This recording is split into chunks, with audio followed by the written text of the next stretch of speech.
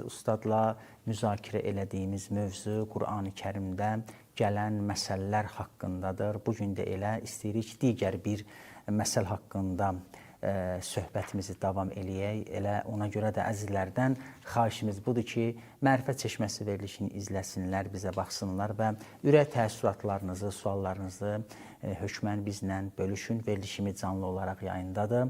Əgər Mərifət Çeşməsi verilişinə indi bu dəqiqə baxmaq istəyirsinizsə, Facebookda, YouTube'da, Instagramda bizləri izləyin. Ustad, axşamınız xeyir olsun. Siz də salamlayırıq. Çox xoş gəlmişsiniz. Aleykümselam və rəhmətullah. Mən də hörmətli tamaşaçılara salam ərz edirəm. Siz hörmətli cənaba salam ərz edirəm. Çox sağ olun ustad, Allah razı olsun. Ötən verilişlərdə biz bir məsəl haqqında oxuduq. Çox maraqlı bir məsəl idi Qur'an-ı Kərimin və siz o ətrafda geniş şəkildə söhbət açdınız. Bugün hansı məsələ işarə edəcəksiniz ustad? Bismillahirrahmanirrahim. Və la təkunu kəlləti nəqəzət qəzləha min bə'd quvvətin ənkəsən. Nəhl surəsində 92-ci ayədir. Allah-u Teala bir məsəl vurur. Olmayın o xanımlar kimin ki toxuduqlarını ki möhkəm toxumuşlar, tazadan açalar. İndi bu məsəl nədir? Yəni, nəyə oxşadır? Bu, olmayın bunun tayı. Bundan əvvəl ayələri cəhbiyaz tərcümə edək, görək Allah-u Teala nə danışır. Allah-u Teala buyurur ki, və əvfu bi əhdillah izə ahədtum. Əvvələn Allahla peyman bağlamışsınız, ona vəfadar olun. Allahla peymanınızı unutmayın. Bilirsiniz, bəzən insan görsən bir vaxtında, bir saatında bir zat deyər. Bəli. Sonra sabahsı, gələn həftəsi, cənəli o dediğin yadından çıxır. Deyir, yox, Allahla ki əhdi bağladınız, ona vəfadar olun. Və la tənquzul əyman bə'də tövkidiha. Andılarınızı bundan sonraki möhkəm bu andıları bağladınız. Pozmayın. Bunu pozmayın. Bəli. Və qəd cəəltumullah aleykum kəfila. Siz Allahı kəfil eləmişsiniz. And Allahı bir o öhdədar eləməkdir. Andın həqiqəti budur ki, insan bir vəsiqə ki verir, ta inansınlar. Məsələn, gedib bir mağazadan bir mal alır. Bəli. Birdən baxır cibində görür pulu yoxdur. Bir şey zaloq qoyur onun yanına. Zaloq qoyur. Biz də sözlərimizi inansınlar, Allaha zaloq qoyuq. Bəli. And olsun Allaha mənası budur. Andın əslən mənası zaloq qoymaqdır. Vəsiqə qoymaqdır. Amma mənəvi vəsiqədir. Bir maddi vəsiqə var. Maddi vəsiqə budur ki, məsələn, evin sənədin qoysan. Vəsiqəsini qoysan. Maşının özün məsələn bir yerdə qoysan. Pasportu qoysan. Amma mənəvi vəsiqədə Allaha. Sən and ol Allaha. Yəni Allah sənin vəsiqə bizə, ortamızda zaloq. Mənim bu sözüm belədir. Deyir, andılarınızı sındırmayın bə'də tövkidiha. Möhkəm andı danışandan sonra siz özünüz Allahı ki öhdədar orada qoyursunuz. İnnəllaha ya'ləmu ma təfəlun.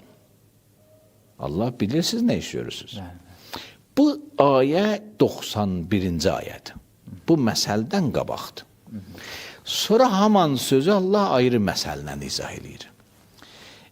Bir xanım cahiliyyətdə var idi. İndi adını yazıblar. Ritədir, raitədir, nədir? Bir məxsus adı var idi bu xanım.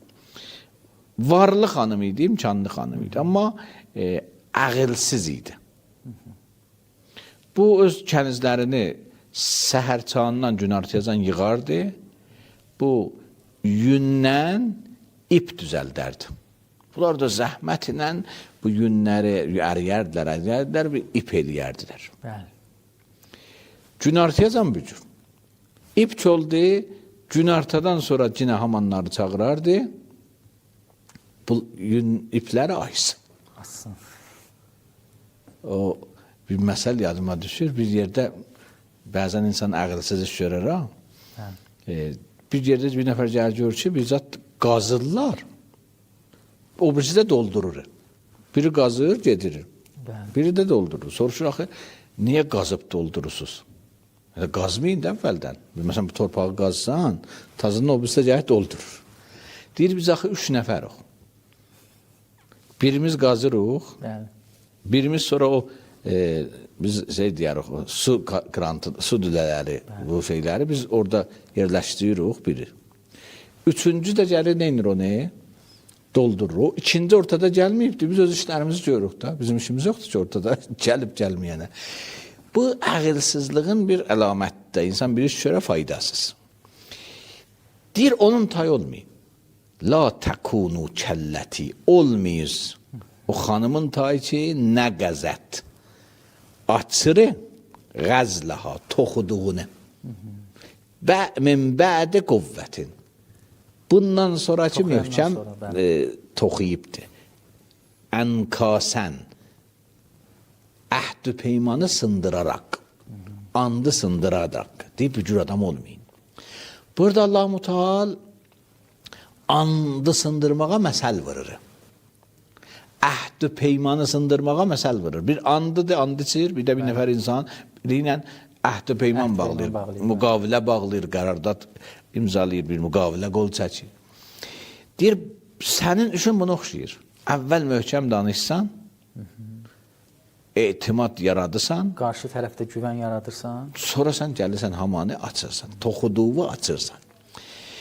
Bu məsəl əhdi sındırmağa məsəldir. Bu məsəl andı sındırmağa məsəldir. Nə deyir Allah-u Teala bu məsəldə? Bunlar yəni Allahla yoxsa insanlarla da bunu biz... Hər iki. Bu məsələ istəyən deyim. Həm Allaha aiddir, həm insanlara aiddir. Çünki əhdillah iki mənası var. Əhd iki insan Allahla bağlayıbdır, birbaşa Allahla bağlayıb, bir də Allah-u Teala özü göstəriş veribdir ki, kiminlə əhd bağlamısan, onlara da ufu bil uhud. Əhdlərinizə nə edin? Vəfa edin. Ayrı ayələrdə vardır ki, insan möminlərin əlamətindən budur ki, və əhdlərə vəfa deyərlər. Özü də əhdin əhəmiyyəti əcibdir, ha. Mən istəyirəm bir incə nüktə deyim Qurandan burada. Bəzən insan bir iş görər, insanın özündən soruşarlar, bu işi niyə gördün? Bəli. Bir o, insanın özünü danlayarlar, bu işi niyə gördün? Nə iş kimi məsələn? Məsələn, hər yaşda insan məsələn bir neməti naşükürlük edir. Məsələn, ömrünü hədərə verə. Soruşarlar, niyə ömrü hədərə verdin? Əhdin o qədər əhəmiyyəti var ki, əhdin özündən soruşarlar ki, səni niyə sındırdılar? İnnəl əhdə kanə məs'ula. Bu iki cür mənə eləyiblər təfsir alimləri. Bir mənə eləyiblər, innəl əhdə kanə məs'ulən ənh. Ənh sözünü elə bir niyyətdə vardır. Ərəb cümlələrində belə bir şeylər olar ki, adına termincə deyirlər təqdirdə. Yəni o cizdində var. O cür mənə olsa, yəni sizdən soruşacaqlar əhd düz barəndə. Əhd məsul deyil, soruşulan insan deyil, soruşulan tərəf deyil, məsulun ənhidir, onun barəsində soruşarlar. Amma ayə o cür deyil axı, ayədə o cizdinsə zadı tutmasın, ayənin zahiri budur. İnnəl əhdə kanə məsula. Əhd özü suala çəkilir, tərəf sual mənim əhd. Əhdin özündən soruşacaqlar. Məsələn, Quranda buna oxşar bir ayə adı var. İzil məudətu suilət. O kızları ki diri-diri bastırırdılar. Bir bilçi qiyamətdə biz gələk o adamdan soruşaq. Sən qızı niyə belə elədin? Yox, deyir, bundan incədir. Onun özündən soruşacaq. Ezil məudə, bu qız ki diri-diri bastırıldı, bunun özündən soruşacaq. Sən nə günahın var idi? Belə oldun. Ezil məudətü suilət. Bunlar bəlağətin zərvəsidir. Bunlar o incəlikdir ki, əhəmmiyyəti görsədir. Deyir, əhd o qədər əhəmmiyyətlidir ki, əhdin özündən də soruşacaq. Sən niyə sındırıldın? Sən niyə əməl olunmadın? Bir bu ki adamdan soracaq, sən niyə əhdi və peyman əməl eləmədin? Bir də əhdin özündən. Ayə bir cürdür. İnnəl əhdə kanə məsulun. Hər halda, indi Allah-u Teala burada əhdi oxşadanda bu cür bir xanımın işini oxşadır. Bu nədir? Yəni deyir, əqilsizlik əlamətidir əhdi sındırmaq. Bu məsələnin mənası budur. Düzdür, burada deməyib, əhdi sındıran əqilsizdir. Amma misal vurmaqla, məsələ başa salır ki, belə olmayın, əhdi sındırsınız, beləsiniz. Niyə əhdi sındıran əqilsizdir? İnsan cəmiyyətdə bir etibarı var. O biləsinə mənəvi sərmayədir. Həmişə maddi sərmayə cəmiyyətdə insanın yoxudur. Məsələn, deyək, pulu vardır, ya məsələn maddi bir milki vardı. Bəzən də insanın onları da olmasa mənəvi sərmayəsi vardı. Hörməti vardı, şəxsiyyəti vardı, viqarı vardı. İnsanlar ona İctimai bir mövqeyi var. İctimai mövqeyi vardı. Məsələn, Həzrəti Əbu Talib barəsində vardı ki, Əmirül-Möminin atası barəsində. Maddi baxımdan kasıb idi. Amma hamıdan heybətli idi. Elə idi ki, Seyyidul Bətha idi da. Məkkə şəhərin ağası idi. Mənəvi baxımdan bu şəxsiyyət var idi. Maddi bir şey yox idi. Hətta maddi bir şey yox idi ki, Peyğəmbər Əkrəm Əbbasla danışdı. Bu Əbu Talibin uşaqların böyütdülər hərəsi. Əmirül-Mömini Peyğəmbər evində böyüdü. O birisilər hərəsi biri qaldı Əbu Talibin öz evində. Bu nə idi? Maddi çətinliyi var idi. Amma Seyyidul Bətha idi. Bu mənəvi etibar, bu ictimai şəxsiyyət, bu özü böyük bir insana cəmiyyətdə düyünlərini həll eləyəndir. İnsanın təkliflərini, insanın istəklərini, insanın cəmiyyəti ilə davranışında ünsiyyətlərini həll eləyəndir. Deyir, siz bu etibarı sındırasınız. Ona görə ağılsız olur. Ona görə ağılsız olsunuz. Siz möhkəm bir zat yığmışsınız. Bəzən, burada da əcib bir nüktədir. Usta, sanki elə bil bu insanın xasiyyətidir, elə əhd söz verər, sözü sındırar. Başqası inanmaz da bundan bu yana. Yoxsa bir dəfə ilə olmaqla... Bu davam tapsa, heç kimdə etibar eləməz da. Yəni, insan beləncə olsa, daha biləsin. Deyərlər, onu bıraq, onun sözlərinə inanma. Hətta bir dəfə ilə belə məsələn. Bəzən ticarətdə, bilsələr ki, məsələn, bir söz verir, əməl eləmir, ondan alver eləməzlər. Deyərlər, nəqd. Amma birinin heç pul olmaz, sifir olar. Bundan mümkündür, onlar alver eləyələr. Sözünə etibar qəbul edirlər. Ona görə Qur'an belənci bir ictimai bir məsələni müxtəlif ayələrdə təkrarlayıb, vurğulayıbdır. Əhd-ü peyman əməl edin. Cəmiyyətin qarşılıqlı etibar cəmiyyəti ip kimi möhkəmləşdirər. Cəmiyyətə vəhdət verər. Bu misalın da bir cəhətdə bu da qarşılıqlı etibar hamını bir-birinə birləşdirir. Elə bilsən, yünləri neynəmsən? Yünün özünün heç dərdə dəyməz. İp olsa dərdə dəyər. Müxtəlif şeylərdə. Deyir, qarşılıqlı etibar bir mənəvi sərmayədir cəmiyyətə. Sən bu mənəvi sərmayəni pozusan. Yəni, bu etibarı möhkəmləşəndən sonra yavaş-yavaş açısan və faydasız eləyirsən. Ona görə burada əcib bir cümlədir. Bu misalından və İslamın cəmiyyətə, mənəvi sərmayələrə diqqəti bu ayədə daha gözə çarpır və görsənir. Burada mən bir nüktə də istəyirəm deyim. İnsan bəzən abırını 20 zəhmət çəkər. Bəli. Görsən bir dənə səhv hərəkət edən bir dəqiqədə onu məsələn. Bir dəqiqədə onu açdı, qutardı, getdi. İnsan diqqətli olmalıdır. Zəhmətləri faydalı olsun, çalışmaları yerində qərar tapsın. Ona görə bəzi sərmayələri insan fəqət maddi görməməlidir. Bəzi cəmiyyətin özünün sərmayələrini böyük bir dəyər kimin saxlamalıdır və bunlardan görürük Qur'an nələrə əhəmiyyət verir. Biz fəqət deyək, Qur'an fəqət deyir elə namaz qıl, oruç tut. Bunlar da mühimdir. Bəli. Amma Qur'an deyir, ictimai etibarı da saxla. İctimai sərmayələri də cəmiyyətdə saxla. qarşılıqlı etimadı itirmə. Cəmiyyətdə insanlar bir-birlərinə ip kimin qarşılıqlı etimadla yaşasınlar. Yaşamasalar ağılsız cəmiyyət olar. Usta, bu hər bir məsələdə bu vacibdir. Ailədə, dostla, qonşuyla. Həldə ailədə də insan məsələn bir müəllim məsələn diqqətsiz ola. Hey söz ver əməl eləməyə, bir filan sözü danışacağım, danışmaya. Ya bir dost bücür eləyə, sonra yavaş-yavaş etibar gedər. İnsan gərək o etibarını saxlaya. Bu ayənin bizə böyük bir mesajıdır. Çox gözəl usta, təşəkkürlər. Əgər vaxt var, davamında deyə bilirəm amma. Davamında deyin, hələ vaxt var. Bəli. Sonra bilirsiniz, Quran hikmət kitabıdır. Hikmət kitabı, yəni hər tərəfli izah eləməkdir. Hikmət danışıq budur ki, insan hər tərəfli bir məsələyə başa düşsün. Əvvəl Allah dəstur verdi. Dedi, əhd-i peymanınızı əməl edin. Sonra bunu ayrı model tazadan gəldi çatdırdı. Dedi, andılarınızı sındırmayın. O icabı forması idi. Bu inkar forması idi. Sonra gəldi hamana misal vurdu. Bəs icabı formasında dedi, inkar formasında dedi, misalında vurdu. Sonra indi gəlir səbəbin desin. Psixoloji araşdırır ki, niyə insan belə olar? Əhdi sındırar. Deyir, əhdi sındırmağın 2 dana cəhəti var.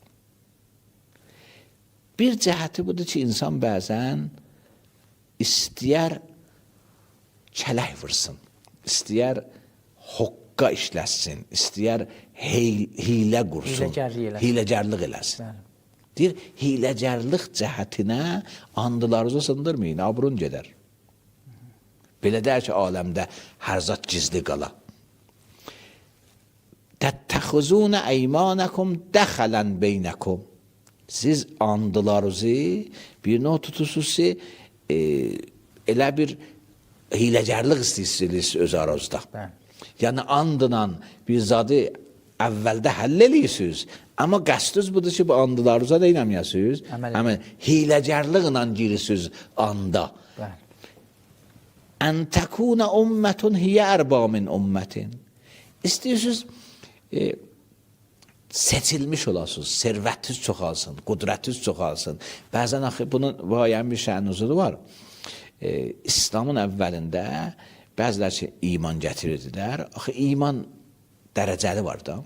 İmanın dərəcələri var. Bir Əbu Zər imanı var, Səlman imanı var. Bir də adi adamların imanı var. Bəzi adi adamlar ki, iman gətirirdilər, sonra gördülər ki, bu iman biraz saxlamağı çətindir.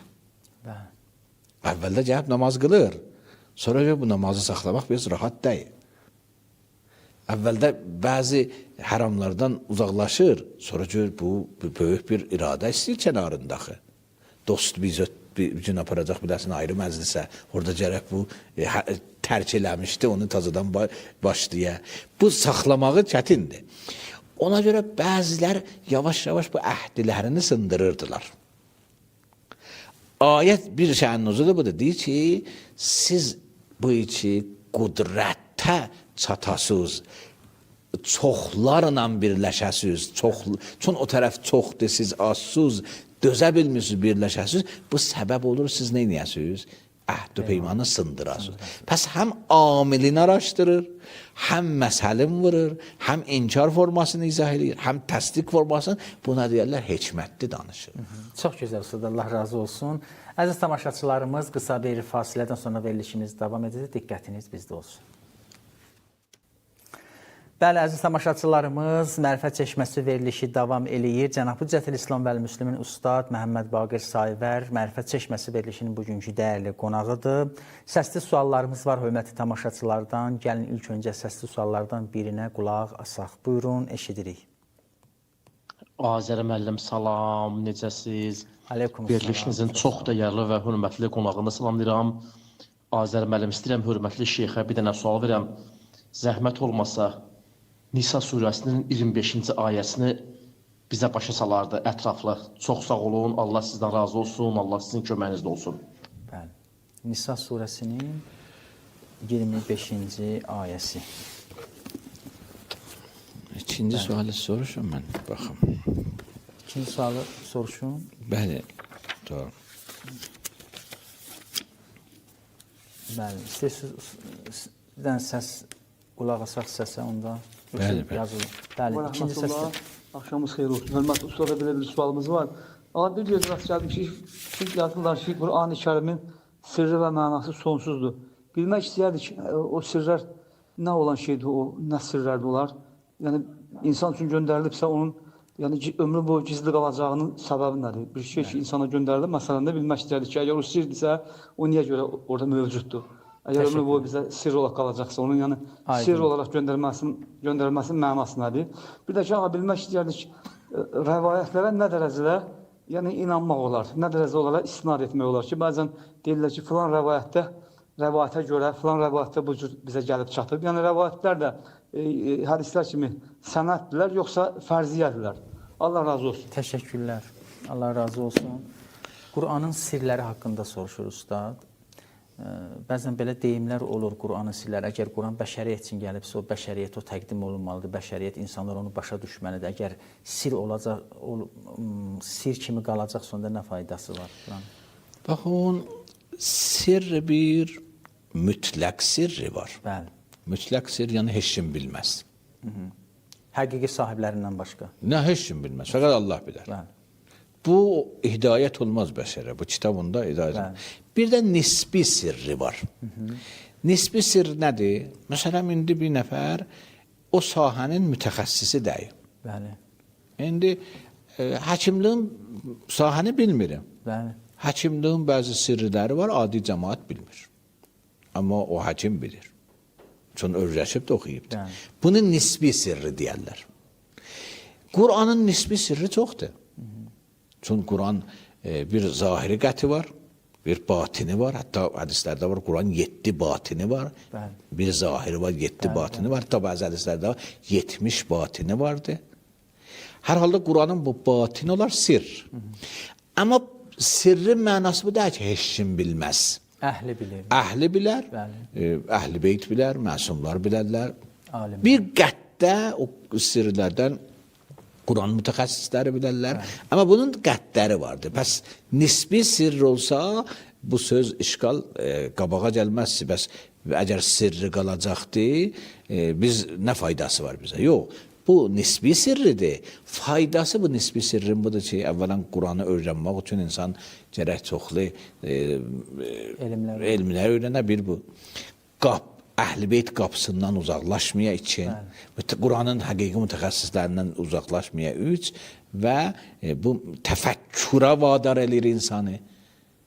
Təfəkkür səbəb olar ki, Qur'anın o sirriləri də açılsın. Əlbəttə, nisbi sirrilər məqsəddir. Çox gözəl ustad. Bir də ikinci sualı, rivayətlər, necə rivayətlərə inanmaq olar? Rivayət əgər mənası tarixdir, rivayətin iki məna burada verə bilərlər. Bir rivayət əgər tarixdir, tarixin də özünə uyğun araşdırması var. Tarixçilər tarix kitablarını araşdırarlar. Məsələn, bir tarix qədimliğdə də vardı, ya sonradan yazılıbdır. Tarixin hər halda kitablarının nüsxələri diqqətlə araşdırırlar. Tarixşünas tərəfindən onun da düz rivayət ola bilər, əyri rivayət ola bilər. Pəs, əgər məqsədi rivayətdən nə mənədir? Tarixdir. Amma əgər rivayət terminindən məqsədi hədisdirlər. Ki, adətən din alimləri deyəndə burada rivayət var, yəni hədis var. Bu rivayət, o bizim öz dilimizdə danışan rivayət, hekayət mənasında deyil, mənasında, tarix mənasında deyil, hədis mənasındadır. Bu olsa ki, nə də hədis elmi vardır, sənəd araşdırma vardır.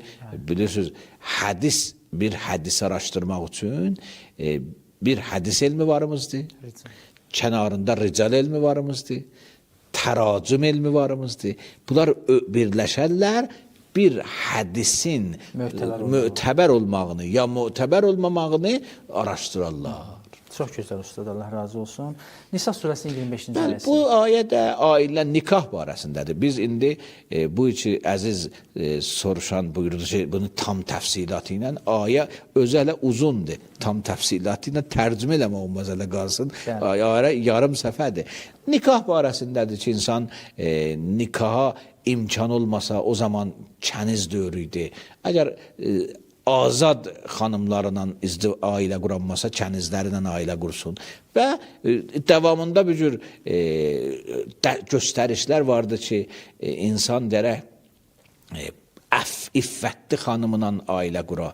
İffəti sonra mənə eləyir, nədir mənası? İffətli xanım bir budur ki, əxlaqsız işlərə getməyə bir, özünə rəfiq bino muttəxizat-ı əxdanın gizlicə rəfiq tutmaya özünə ki, buna deyir iffətli xanım.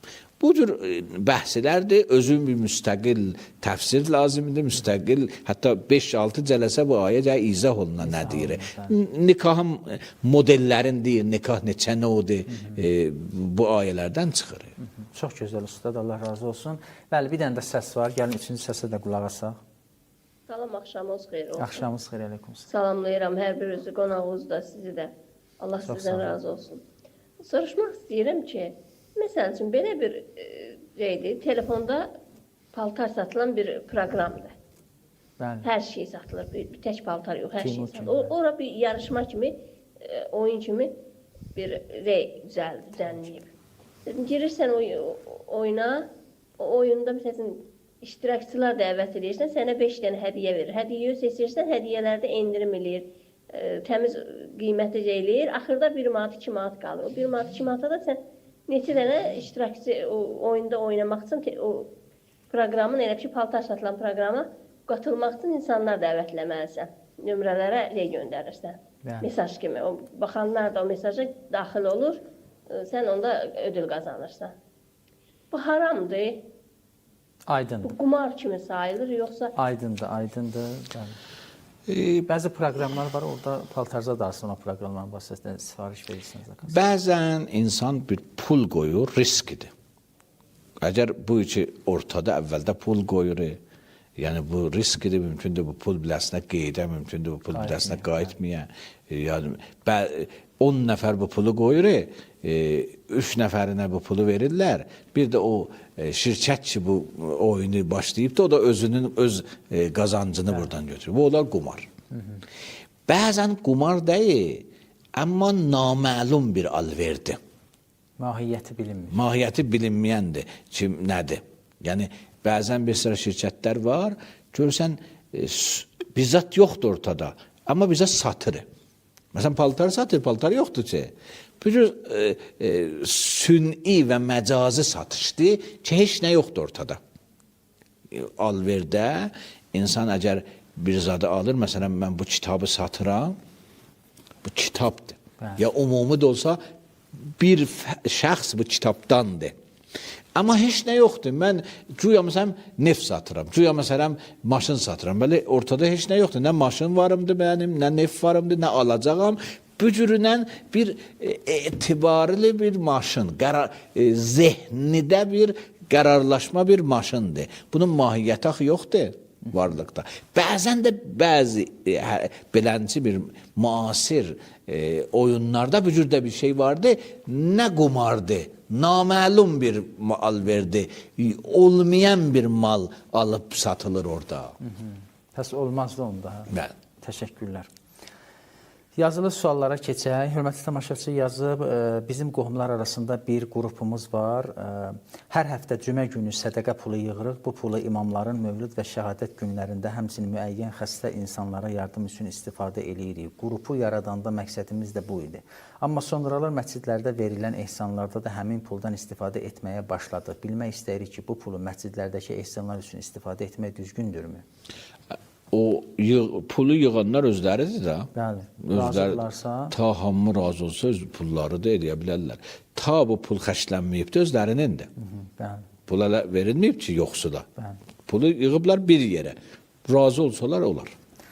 Qız qoşulub qaçıb toya hazırlaşırlar, amma ata əqdər razı deyil. Bu halda nə etməlidirlər? Əvvəlin etap budur ki, atanı razı salmalıdırlar. Hər halda atanın qıza böyük haqqı var, boynunda böyüdübdür və gələcəkdə də böyük bu dərdə dəyər. Atanı insan kənara qoysa, ananı kənara qoysa, özü ziyan eləyər. Yəni, sabah bir dayağı olmaz. Sabah mümkündür o yaşayışda bir əsciklik də yaşayışda bir əslinə gələr. Ona görə ata qabaqda olsa, ana qabaqda olsa bu qız uşağında ailədə bir dayağı var. Bu İslam öz başına atanın iznini nə eləməyibdir, şərt eləməyibdir. Amma atalar da bunu bilməliylər ki, izn özlərinin şəxsi maraqları üçün deyil. Yəni belə deyir ki, mən birindən xoşum gəlmir, pəs izni verməyim. Bəli. İzn burada qızın məsləhətini nəzərdə almaqdır. Əgər qıza uyğundur oğlan, gərək izni verəm. Bu deyəməz ki, mən izni məndən də vermirəm. Bəli. Əgər qıza uyğun bir ailə var, bir oğlandır, uyğundur. Bu fəqət məsələn üçün qiyafəsindən xoşu gəlməyibdir, icazə vermir. Bir sünni, səthi maraqlar üçün icazə vermir. Burada atanın izni saqit olar. Aha, düşər. Düşər. Pəs atanın izni o vaxtacan lazımdır ki, qızın məsləhəti üçün bu izni verir. Yəni qarşı tərəf yaxşıdır. Hər dəyi vardır, fəqət bu məsuliyyətlidir. Deyir, mən dindara vermirəm də, məsəldir. Məsəl. Ya məsələn bir filan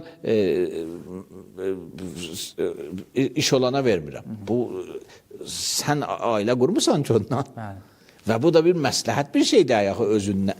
Özünün marağın, özünün şəxsi istəyin bu daxil olmamalıdır bunlara. Əgər bunlar uyğundular bir-birlərindən, sən izn məsləhətindən nəzərdə alınıbdır. Nə tam mütləq iznin vardır. İndi əgər belədirsə, onda izni saqit olar, ailə qura bilər. Əgər əksidirsə, o əqd batildir, ustad. Əksi bəli.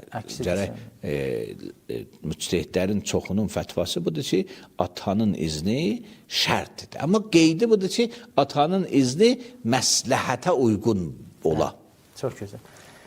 Belə bir şey eşitmişik ki, nə dərəcədə doğrudur, yanlış olduğunu bilmək istəyirik. Deyilənə görə bəli, Ustad, bəli, Seyid Sistani ağanın yeni fətvasında dövlət işində çalışan birinin cəmaət namazında piş namaz dayanması caiz deyil. Əlbəttə, bu dünənki verilişdə də bu cavablandırıldı. Hər halda bir müştəhidin fətvası, fətva deyildi, tövsiyə idi.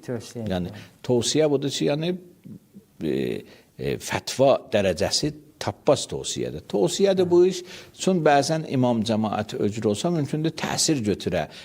Dini Allah dediği kimin tam deməyə və din biraz tənəzzül eləyə maraqlara dairəsində. Ona görə tövsiyədir, kim təqlid edib gərək riayət edir. Hər vaxtınız xeyir olsun. Gərək də riayət eləyə deyil, tövsiyə kimin riayət edir.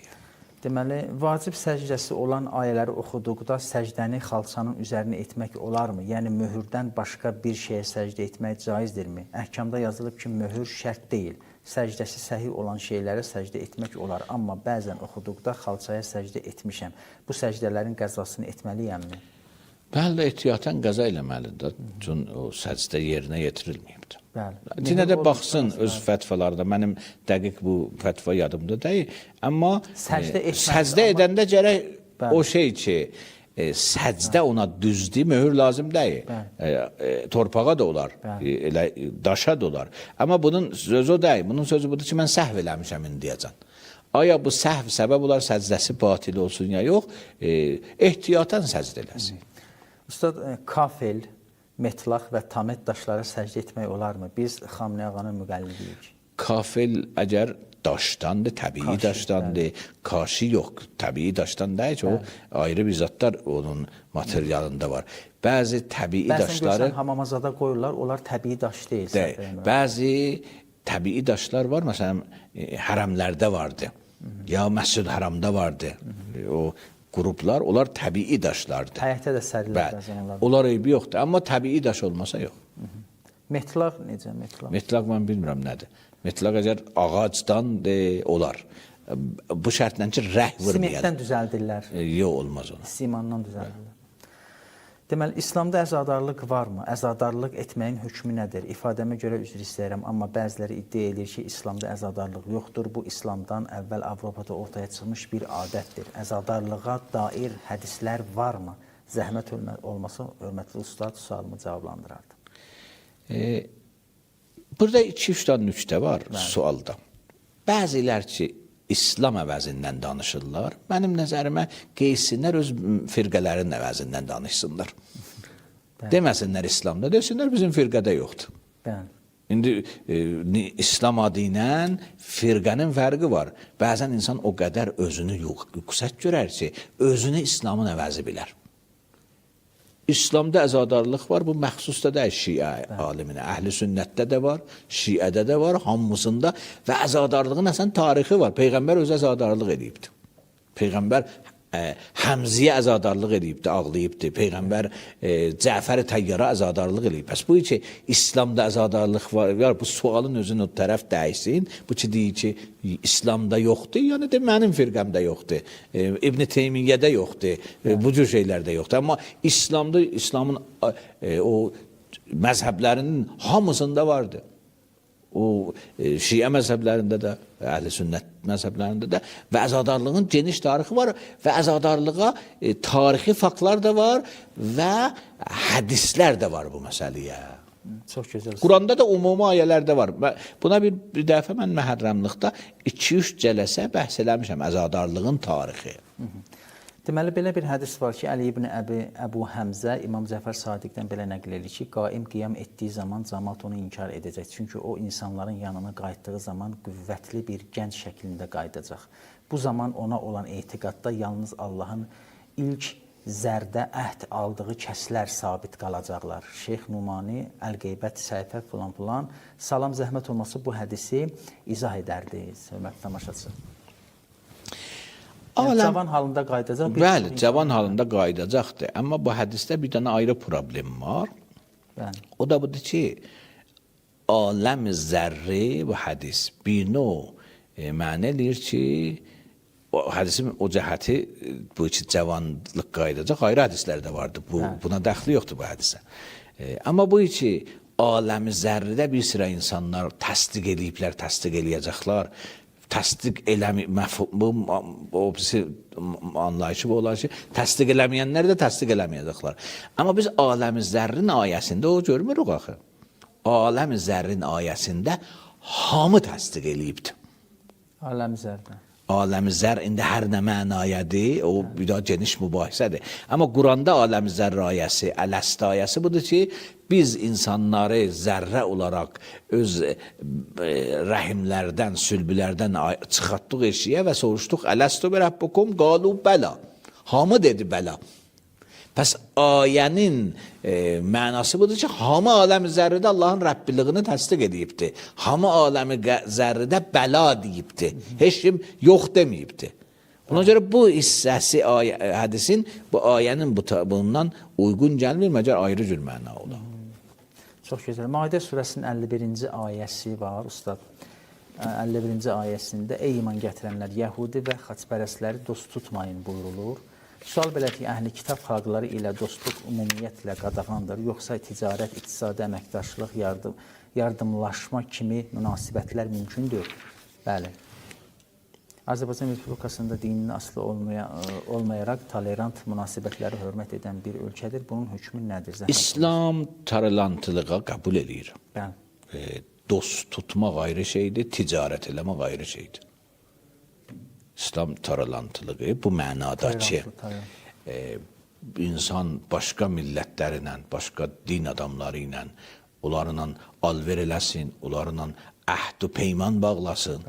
Peyğəmbər özü Mədinəyə girəndə Mədinə yəhudilərlə əhd-u peyman bağladı. Düzdür, çoxu bu Mədinə yəhudilərə əhd-u peymanı sonra xiyanət elədilər, sındırdılar və bunlar Peyğəmbər Mədinədən bunları sürgün elədi. Amma Peyğəmbər bunlarla ilk girişdə neynədi? Əhd-u peyman bağladı.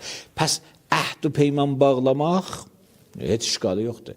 Ticarət eləmək heç işqalı yoxdur. Hətta bəzi şeylər İslamda beynəl-xəlqi idi. Yəni müsəlmanlıq şərtdədir. Bu kafir də olsa əhd-u peyman bağladın, gərək əməl edəyəsən. Pəs bu iki ayə deyir, dost tutma nədir mənası? Bunun iki daha mənası var. Bir budur ki, qəlbündə məhəbbəti yerləşdirmə. Biri budur. Mənası budur ki, qəlbidə məhəbbət yerləşdirmə. İkincisi də onları vəli tutma. Dost tutma, güvənmə, inanma. Vəli ondan mənası genişdir. Yəni onları Yaxın. başçı kimin onların təsir altına girmə. Yəni la təttəxuzu awliya mənası budur ki, sən kafiri, qeyri-mümini, qeyri-müsəlmanı özüvə rəhbər olaraq, ixtiyar sahibi olaraq ixtiyarını vermə onun əlinə. Vəli bir vilayət mənasındadır. İxtiyar onun əlinə vermək. Bir də vəli dost mənasında. Dost olsa qəlbi məhəbbətdir. Qəlbi məhəbbət möminlər bir-birindən eləməlidir. Bunun mənası bu da ona hörmət eləməməlidir. Hörmət eləməlidir. Hörmət qəlbi məhəbbət mənasında deyil. Bu ədəbərkandır, etiqadır. Bəli. İnsan hamı ilə ədəbi ilə danışır. Ticarətin eləsin, işin görsün. Hamısı. O qəlbi məhəbbət ayrıdır. Bir bu. İkincisi də vilayət o rəhbərlik, ixtiyar sahibliğin mənasındadır. Çox gözəl ustad. Zuhruf surəsinin ustad, Zuhruf surəsinin 67-ci ayəsi qiyamət günü haqqında Allah Taala bu Zuhruf surəsində buyurur ki, bəli, müttəqilər istisna olmaqla o gün dostlar bir-birlərinə düşmən kəsiləcəklər. Sualım budur. Bu ayəni necə başa düşməliyik? Zəhmət olmasa ustad buna izah edərdi bu ayəni. Bəli, əl-əxilla yevmeyzin əl-əda. Ayə bu cürdür. Baxın, bu gün bir dost günah yolunda başqa dosta xidmət eləyər, qulluq eləyər. Bəli. Məsələn, onu götürər, maşından mindirər, aparar nəyə? Günah məclisi. Burada biləsindən təşəkkür eləyər, minnətdarlıq eləyər.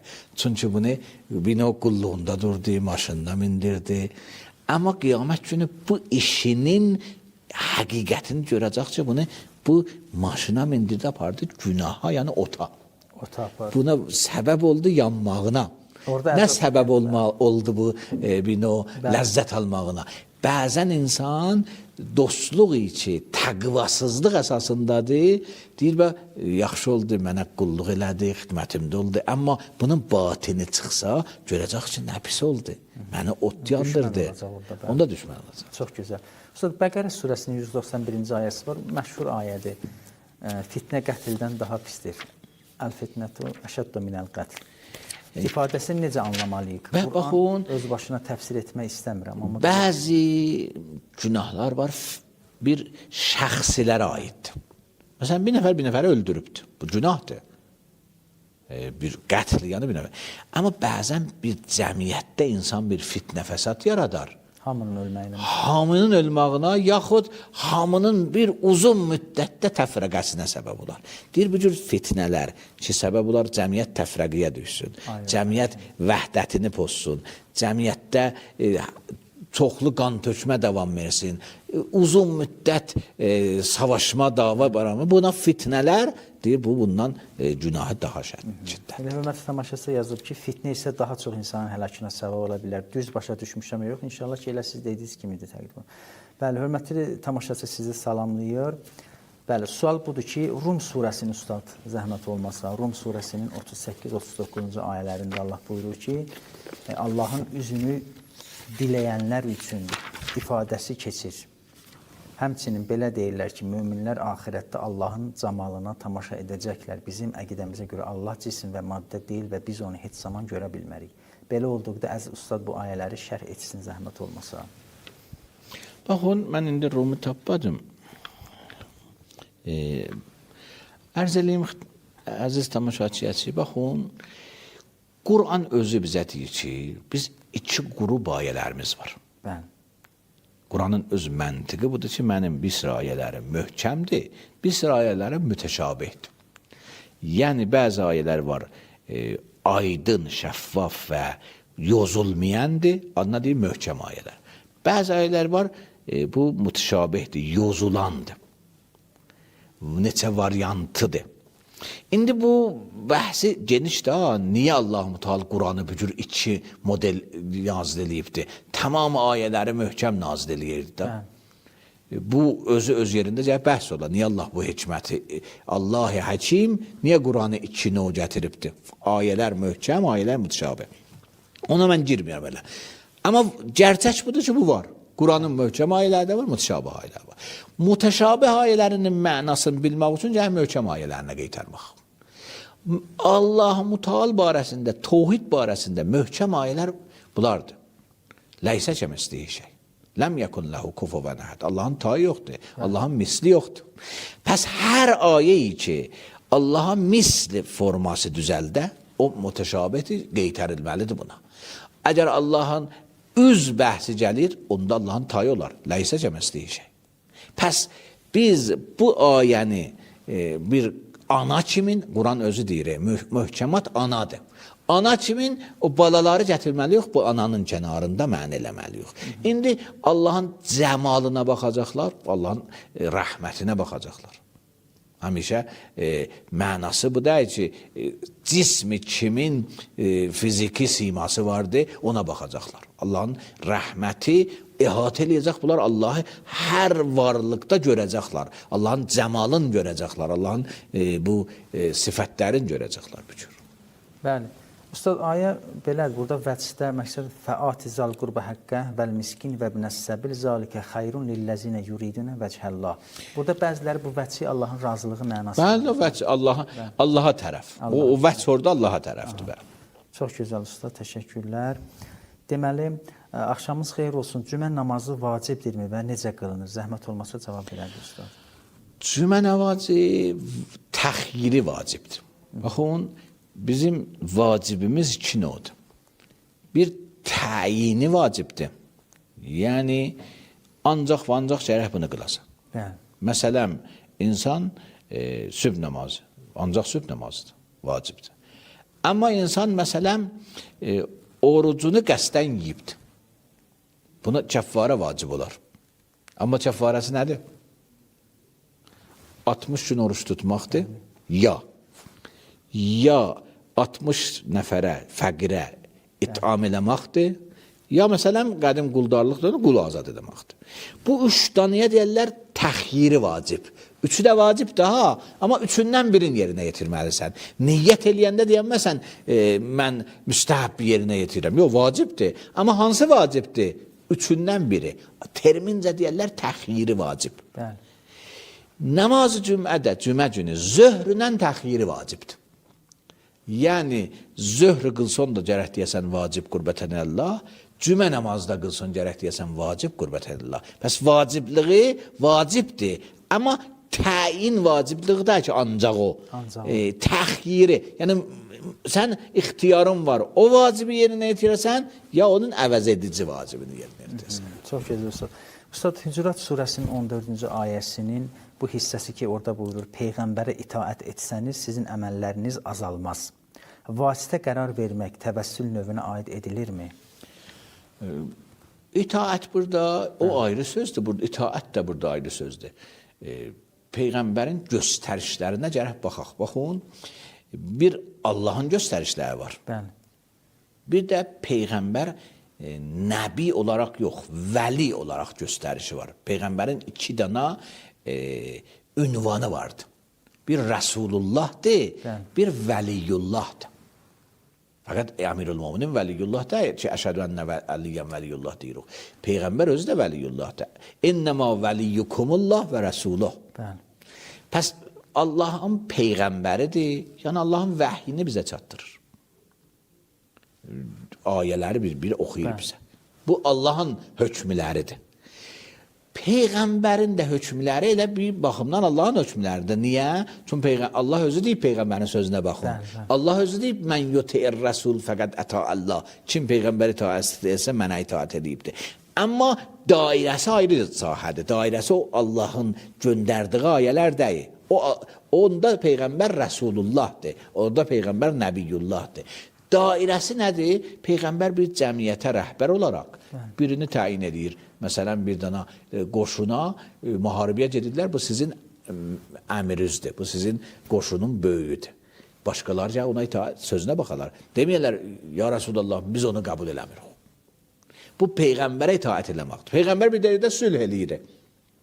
Lüzumu yoxdur, ayə nazil olsun ki, Cəbrail gəlsin, ayə nazil eləsin ki, bu ayəyə görə sülh elədir. Peyğəmbər Vəliyullahdır da. İtaət. Orada sülh eləyir. Daha mən Hüdeybiyyə sülhündə gələn peyğəmbərə etiraz eləyəm, deyəm sən bizi zəlil elədin, niyə sülh elədin, niyə bunları qəbul elədin? Bu peyğəmbərin vəliyyilığını qəbul eləməməkdir.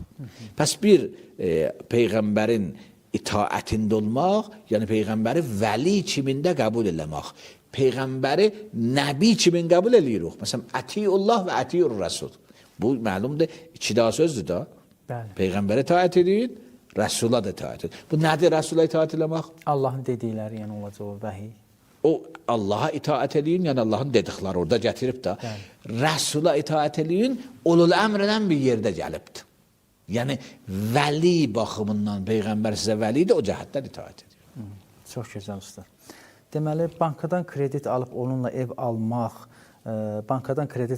ev almaq kimi işlər üçün istifadə etmək caizdirmi? Həmçinin bankanın yerli və ya xarici olmasının fərqi varmı?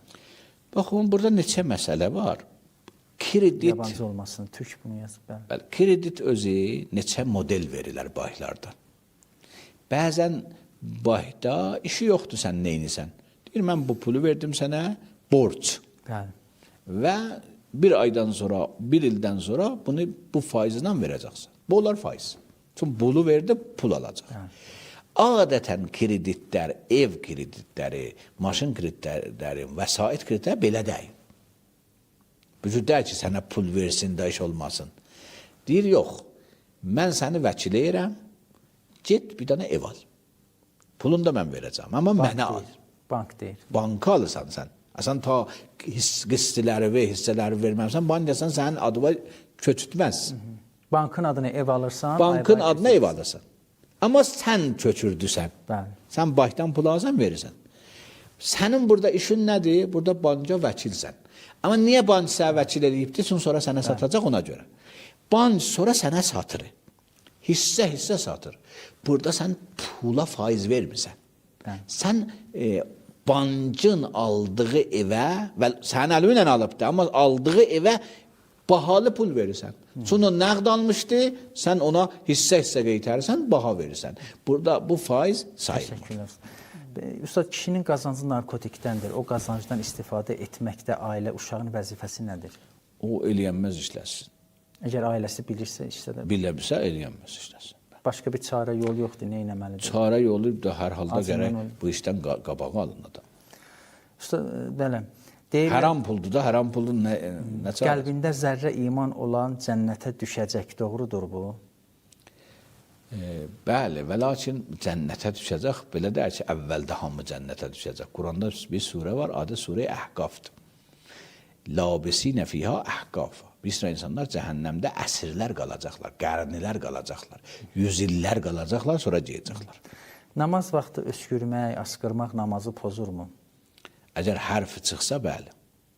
Yəni, qəsdili olsa. Qəsdisiz olsa, yox, pozmaz. Deməli. Hərfi, kəlmə gələ, söz gələ. Amma qəsdisiz asqırmada ziyanı yoxdur. İndi qəsdisiz asqırmada da kəlmə işləndi, söz gəldi, onda səzdi səhv var. Amma onun Risalədə var. Allaha niyə alim demək olur, amma arif demək olmur? İnsan da arif alimdən üstün sifətdir. Ariflik kamildirsə, niyə Allahda yoxdur? Bu, kim deyir Allaha arif demək olmaz?